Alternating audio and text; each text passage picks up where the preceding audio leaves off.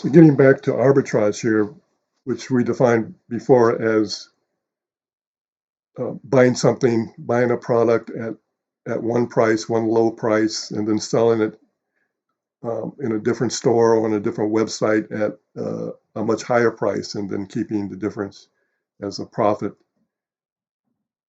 I wanted to go over um, just some of the, just introduce you to some of the largest e-commerce websites that are available for selling your product, and just give you an introduction to how to navigate the website. This is the homepage for Amazon. Amazon is actually the largest e-commerce website in the world, but it's also a very intelligent website. For instance, as you're browsing products in the website, you um, it tracks the products that you're looking for, and then it will suggest products in that general area that you may be interested in. For instance, a few days ago, I was searching for a porch light for the house, and I actually ended up buying those porch lights on a different website.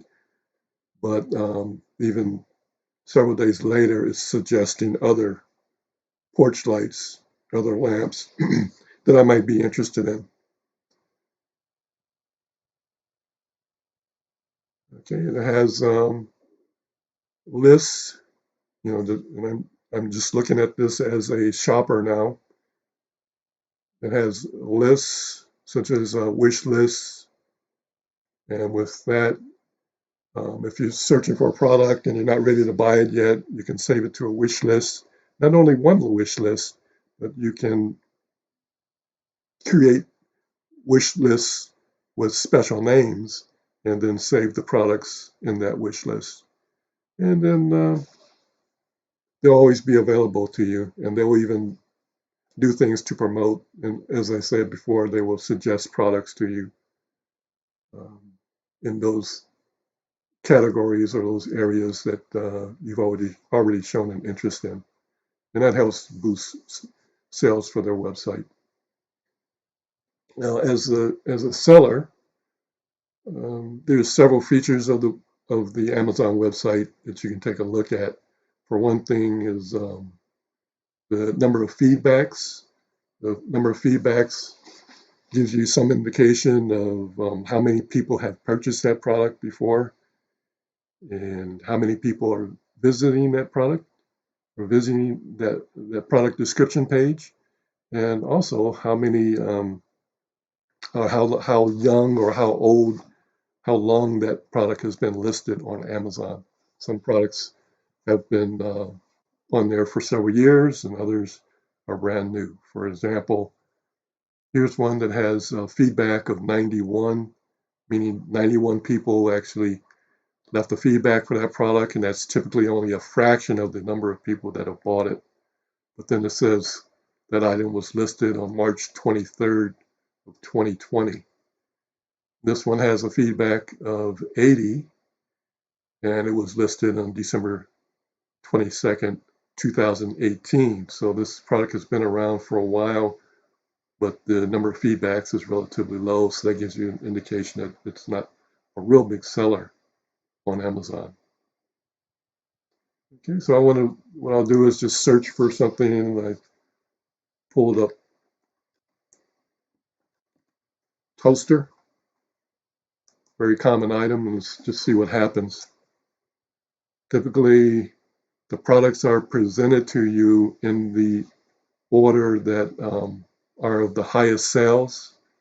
If you notice over here in the top left-hand corner, you have 714 results for toaster, and usually the listings at the top are the ones that are selling the most, and these are usually the best looking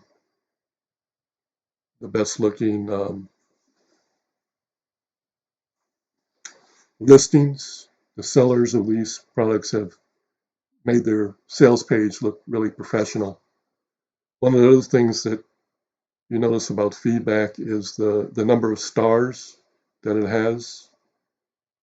and that gives you an indication of if the product has any problems, or if the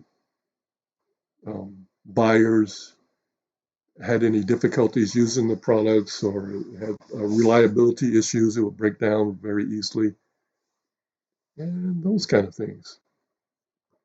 There's also some plugins for sellers. There's some plugins. They call them extensions, Google extensions. And I have one here that's called Keepa. Keepa is a price tracker. So if I click on this first toaster here, and I get a description, product description, and over here on the right-hand side, this is called the buy box. You might have multiple sellers of this item, which you can see down here, and they will compete for this buy box. And then so I also wanted to show you the Keepa. If you have that extension installed in your Chrome browser, then it'll give you all the sales information, sales history, going back, looks like it about 3 months. It's on the left-hand column here. It gives you the price, so you can see where the price was in the past and where it is today. And then you have all these different tabs that you can click on. It gives you pricing information, data, variations. You can get it in different colors. Okay, but the main one here is price history. So if you were happen to go out and shopping and you found this particular toaster, you could come in here and see what it's actually going for in the past and what it's worth today.